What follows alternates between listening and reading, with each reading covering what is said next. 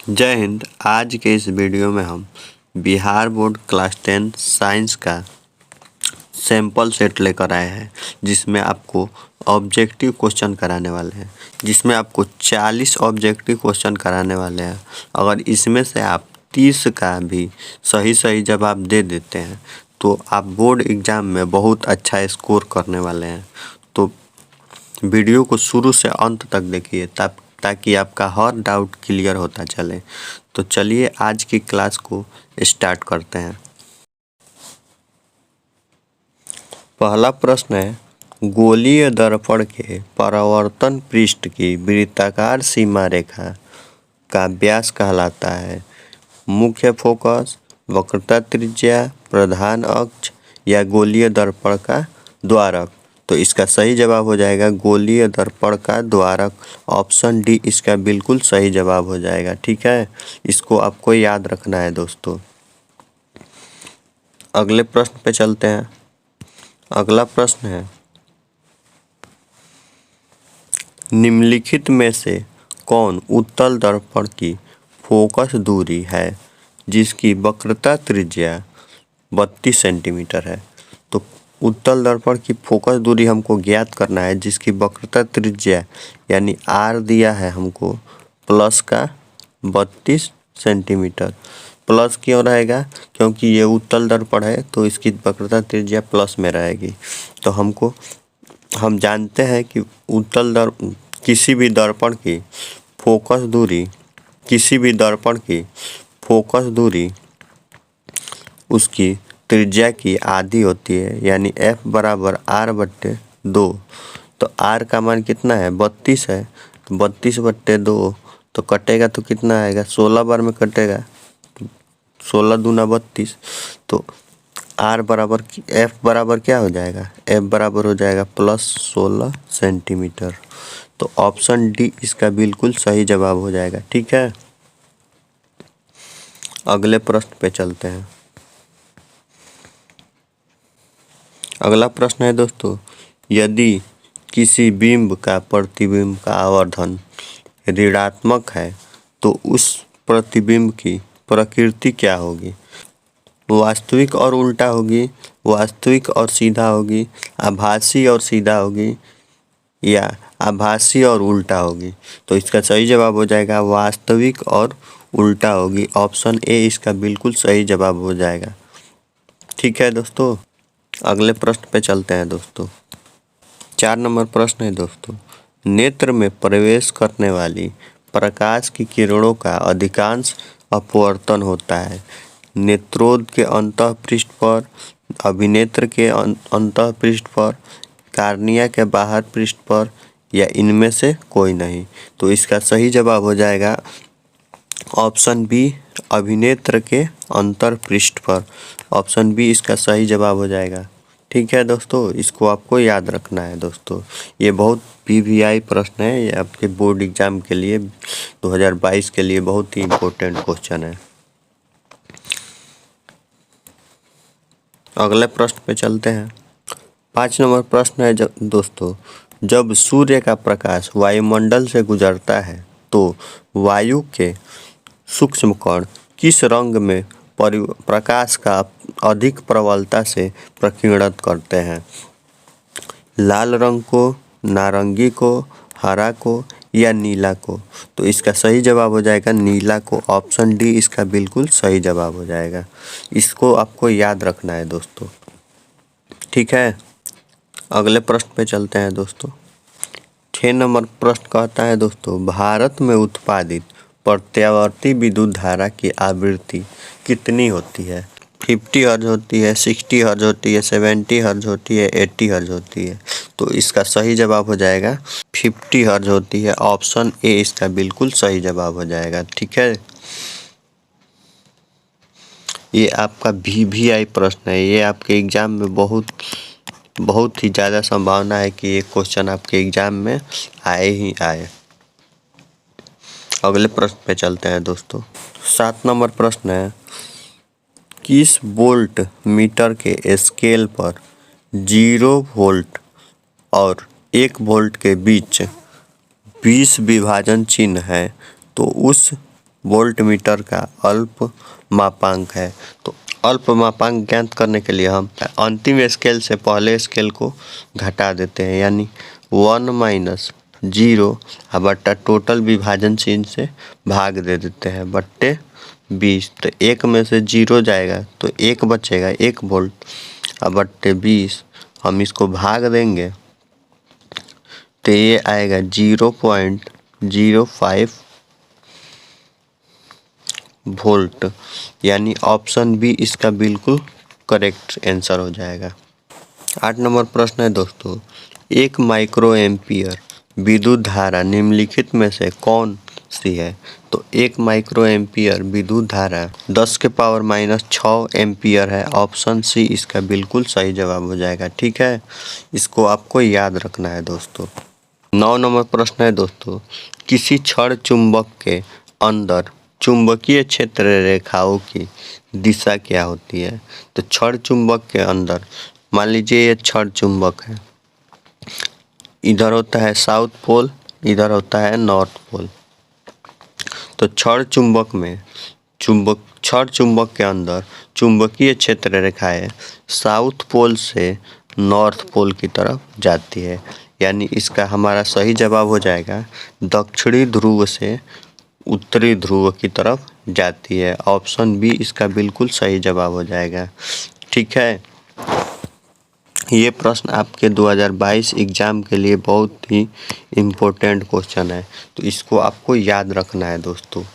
अगला प्रश्न है दोस्तों, घरेलू परिपथ में उदासीन तार का रंग होता है तो लाल होता है कि हरा होता है कि काला होता है कि पीला होता है? तो घरेलू परिपथ में उदासीन तार काला होता है। ऑप्शन सी इसका बिल्कुल सही जवाब हो जाएगा।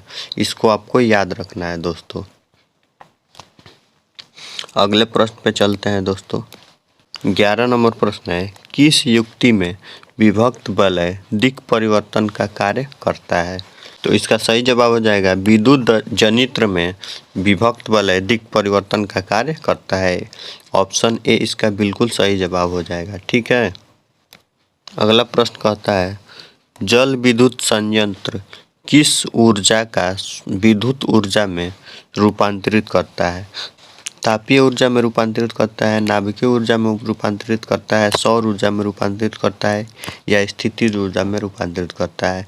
तो इसका सही जवाब हो जाएगा स्थितिज ऊर्जा में रूपांतरित करता है। ऑप्शन डी इसका बिल्कुल सही जवाब हो जाएगा। इसको आपको याद रखना है दोस्तों। अगले प्रश्न पे चलते हैं दोस्तों। अगला प्रश्न है दोस्तों, नरौरा नाभिकीय विद्युत संयंत्र किस राज्य में स्थित है? तो राजस्थान में स्थित है, महाराष्ट्र में स्थित है या उत्तर प्रदेश में स्थित है या गुजरात में स्थित है? तो इसका सही जवाब हो जाएगा उत्तर प्रदेश में स्थित है। ऑप्शन सी इसका बिल्कुल सही जवाब हो जाएगा। ठीक है, अगला प्रश्न है दोस्तों, निम्नलिखित में से कौन बुझा हुआ चूना है? तो इसमें आपको बताना है कि बुझा हुआ चूना का सूत्र कौन है। तो बुझा हुआ चूना का सूत्र है CaOH का होल ट्वाइस। ऑप्शन बी इसका बिल्कुल सही जवाब हो जाएगा। इसको आपको याद रखना है दोस्तों। अगले प्रश्न पे चलते हैं दोस्तों। 15 नंबर प्रश्न कहता है, Zn+CuSO4 एरो Zn SO4+Cu ऊपर वाली ये दी गई रासायनिक अभिक्रिया किस प्रकार की अभिक्रिया है? द्विविस्थापन अभिक्रिया है। ऑप्शन सी इसका बिल्कुल सही जवाब हो जाएगा दोस्तों। अगले प्रश्न पे चलते हैं दोस्तों। 16 नंबर प्रश्न कहता है, कोई विलयन नीले लिटमस पत्र को लाल कर देता है, इसका pH संभवतः होगा। तो आपको इसमें बताना है कि नीला लिटमस पत्र को कौन लाल करता है, इसका pH बताना है। जिसका pH वैल्यू 7 से कम हो वह नीले लिटमस पत्र को लाल कर देता है, और जिसका pH वैल्यू 7 से अधिक होता है वह लाल को नीला कर देता है। तो इसमें आपको बताना है कि नीले लिटमस पत्र को लाल कौन सा pH वैल्यू करता है। तो जिसका वैल्यू 7 से कम होता है, तो 7 से कम है ए, ऑप्शन ए। तो इसका ऑप्शन ए बिल्कुल सही जवाब हो जाएगा। अगले प्रश्न पे चलते हैं। अगला प्रश्न है दोस्तों, ऑक्जेलिक एसिड का प्राकृतिक स्रोत निम्नलिखित में से कौन है? संतरा है कि टमाटर है कि सिरका है कि इमली है? तो इसका प्राकृतिक स्रोत टमाटर है। ऑप्शन बी इसका बिल्कुल सही जवाब हो जाएगा। अगले प्रश्न पे चलते हैं दोस्तों।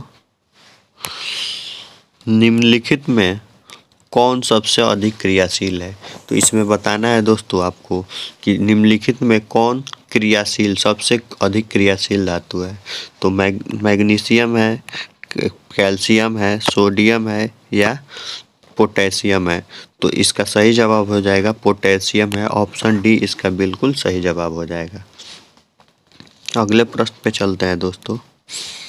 एक्वा रेजिया रायल जल किस अनुपात में सांद्र हाइड्रोक्लोरिक अम्ल और सांद्र नाइट्रिक अम्ल का ताज़ा मिश्रण होता है? तो इसमें आपको बताना है कि एक्वा रेजिया में हाइड्रोक्लोरिक अम्ल और नाइट्रिक अम्ल का अनुपात क्या होता है? तो इसका अनुपात होता है 3:1 यानी 3:1। इस ऑप्शन सी इसका बिल्कुल सही जवाब हो जाएगा दोस्तों। इसको आपको याद रखना है दोस्तों। अगले प्रश्न पे चलते हैं दोस्तों। 20 नंबर प्रश्न है दोस्तों। COOH का कार्यात्मक समूह निम्नलिखित में कौन है? तो इसमें बताना है कि ये कौन सा कार्यात्मक समूह है। कीटोन है, कार्बोक्सिलिक एसिड है, अल्कोहल है या एल्डिहाइड है? इसका सही जवाब हो जाएगा ऑप्शन डी एल्डिहाइड है। ऑप्शन डी इसको आपको याद रखना है दोस्तों, ठीक है। अगले प्रश्न पे चलते हैं दोस्तों। अगला प्रश्न है दोस्तों। प्रोपेन का आणविक सूत्र है इनमें 7 संयोजक आबंध है, 8 संयोजक आबंध है, 9 संयोजक आबंध है या 10 संयोजक आबंध है? तो इसका सही जवाब हो जाएगा 10 संयोजक आबंध है। ऑप्शन डी इसका बिल्कुल सही जवाब हो जाएगा दोस्तों। इसको आपको याद रखना है दोस्तों। आधुनिक आवर्त सारणी में बाएं से दाएं जाने पर परमाणु साइज बढ़ता है या घटता है या अपरिवर्तित रहता है या इनमें से कोई नहीं? आधुनिक आवर्त सारणी में बाएं से दाएं जाने पर परमाणु साइज क्या होता है? बढ़ता है। ऑप्शन ए इसका बिल्कुल सही जवाब हो जाएगा दोस्तों। इसको आपको याद रखना है, ठीक है दोस्तों। अगले प्रश्न पे चलते हैं दोस्तों। अगला प्रश्न है दोस्तों। आधुनिक आवर्त सारणी में कितने ऊर्ध्वाधर स्तंभ है? 7 है, 9 है, 15 है या 18 है? तो इसका सही जवाब हो जाएगा 18 ऊर्ध्वाधर स्तंभ है। ऑप्शन डी इसका बिल्कुल सही जवाब हो जाएगा। इसको आपको याद रखना है दोस्तों। 24 नंबर प्रश्न है दोस्तों। एक छात्र जांच परख नली में लिए गए सोडियम का बाइकार्बोनेट तनु विलयन में सार्वभौम सूचक का कुछ बूंद मिलाता है तो निम्नलिखित में से कौन सा रंग दिखेगा? नीला दिखेगा कि हरा दिखेगा कि नारंगी दिखेगा कि पीला दिखेगा? तो इसका सही जवाब हो जाएगा हरा दिखेगा। ऑप्शन बी इसका बिल्कुल सही जवाब हो जाएगा। अगले प्रश्न पे चलते हैं दोस्तों। अगला प्रश्न कहता है दोस्तों, जब मैग्नीशियम फीता को जलाया जाता है तो उत्पन्न आग की लौ होती है। इसमें आपको बताना है दोस्तों, जब मैग्नीशियम को फीता को जलाया जाता है तो उसमें कौन सी रंग की आग की लौ उत्पन्न होती है? पीली उत्पन्न होती है, नीली उत्पन्न होती है, चमकीली उत्पन्न होती है या लाल उत्पन्न होती है? तो इसका सही जवाब हो जाएगा चमकीली उजले उत्पन्न होती है। ऑप्शन सी इसका बिल्कुल सही जवाब हो जाएगा। इसको आपको याद रखना है दोस्तों। अगले प्रश्न पे चलते हैं दोस्तों। अगला प्रश्न है दोस्तों, एक जांच प्रणाली में लिए गए विलयनों में एक लोहे की कील को डुबाया गया। आधे घंटे बाद देखा गया कि विलयन का रंग परिवर्तित हो चुका है। जांच परख नली में विलयन था तो इसमें बताना है कि जांच परख नली में कौन सा विलयन था, ZnSO4 था कि CuSO4 था कि FeSO4 था कि Al2SO4 का होल थ्राइस था। तो इसका सही जवाब हो जाएगा CuSO4 था। ऑप्शन बी इसका बिल्कुल सही जवाब हो जाएगा। इसको आपको याद रखना है दोस्तों, ठीक है। अगला प्रश्न है दोस्तों, निम्नलिखित में कौन सा यंत्र का उपयोग रक्त दाब मापने के लिए किया जाता है। तो रक्त दाब मापने के लिए हम स्फाइग्नोमीटर का उपयोग करते हैं। ऑप्शन सी इसका बिल्कुल सही जवाब हो जाएगा। इसको आपको याद रखना है दोस्तों। आगे बढ़ते हैं अगले प्रश्न की तरफ। अगला प्रश्न है दोस्तों, रक्त का कौन सा अवयव घायल स्थान से घाव का स्राव के मार्ग को रक्त का थक्का बनाकर अवरुद्ध करता है। तो लाल रक्त कोशिकाएं मदद करती है या श्वेत रक्त कोशिकाएं मदद करती है या प्लेटलेट मदद करती है या लसिका मदद करती है। तो इसका सही जवाब हो जाएगा लसिका इसका मदद करती है। ऑप्शन सी इसका बिल्कुल सही जवाब हो जाएगा। ये आपके एग्जाम के लिए very very important objective question है, इसको आपको याद रखना है दोस्तों। ये आपके एग्ज़ाम में बिल्कुल पूछेगा ही पूछेगा। 2022 एग्ज़ाम के लिए बहुत ही इम्पोर्टेंट क्वेश्चन है। ये सीधे सीधे आपके एग्ज़ाम में छपेगा ही छपेगा। चलिए अगले प्रश्न पे चलते हैं। अवटु ग्रंथि को थायरॉक्सिन हार्मोन बनाने के लिए क्या आवश्यक है। सोडियम आवश्यक है, क्लोरीन आवश्यक है, फास्फोरस आवश्यक है या इनमें से कोई नहीं। तो इसका सही जवाब हो जाएगा इनमें से कोई नहीं। ऑप्शन डी इसका बिल्कुल सही जवाब हो जाएगा। अगले प्रश्न पे चलते हैं दोस्तों। 30 नंबर प्रश्न है दोस्तों, मस्तिष्क का कौन सा भाग शरीर की स्थिति का संतुलन करता है। तो हमें बताना है आपको, इसमें आपको बताना है दोस्तों, मस्तिष्क का कौन सा भाग शरीर का संतुलन अनुरक्षित करता है। अग्र मस्तिष्क करता है, मध्य मस्तिष्क करता है, अनुमस्तिष्क करता है या इनमें से सभी करते हैं। तो इसका सही जवाब हो जाएगा अनुमस्तिष्क करता है। ऑप्शन सी इसका बिल्कुल सही जवाब हो जाएगा। इसको आपको याद रखना है दोस्तों। अगले प्रश्न पे चलते हैं दोस्तों। 31 नंबर प्रश्न है दोस्तों, पादप हार्मोन साइटोकाइनिन सहायक है। तो इसमें बताना है आपको पादप हार्मोन किस में सहायक है। इसका सही जवाब हो जाएगा दोस्तों प्ररोह के अग्रभाग की लंबाई के वृद्धि के लिए सहायक है। ऑप्शन ए इसका बिल्कुल सही जवाब हो जाएगा दोस्तों। अगले प्रश्न पे चलते हैं दोस्तों। अगला प्रश्न है दोस्तों, हाइड्रा में प्रजनन विधि निम्नलिखित में कौन है। तो आपको बताना है इसमें कि हाइड्रा में कौन सी विधि से प्रजनन होता है। कायिक प्रवर्धन विधि से होता है, बीजाणु संघनन से होता है, मुकुलन से होता है या विखंडन से होता है। तो इसका सही जवाब हो जाएगा मुकुलन से होता है। ऑप्शन सी इसका बिल्कुल सही जवाब हो जाएगा। इसको आपको याद रखना है दोस्तों, ठीक है। अगला प्रश्न है 33 नंबर, पुष्प का कौन सा भाग परागकण बनाता है। तो इसमें बताना है आपको दोस्तों कि पुष्प का कौन सा भाग परागण करता है। बाह्य दल करता है, पंखुड़ी करता है, पुंकेसर करता है या स्त्री कैंसर करता है। तो इसका सही जवाब हो जाएगा पुंकेसर करता है। ऑप्शन सी इसका बिल्कुल सही जवाब हो जाएगा। इसको आपको याद रखना है दोस्तों। अब बात करते हैं अगले प्रश्न की। अगला प्रश्न है दोस्तों, निम्नलिखित में कौन मानव में मादा जनन तंत्र का भाग नहीं है। तो मादा जनन तंत्र का भाग कौन नहीं है। तो अंडाशय नहीं है कि गर्भाशय नहीं है कि शुक्रवाहिनी नहीं है कि डिंब वाहिनी नहीं है।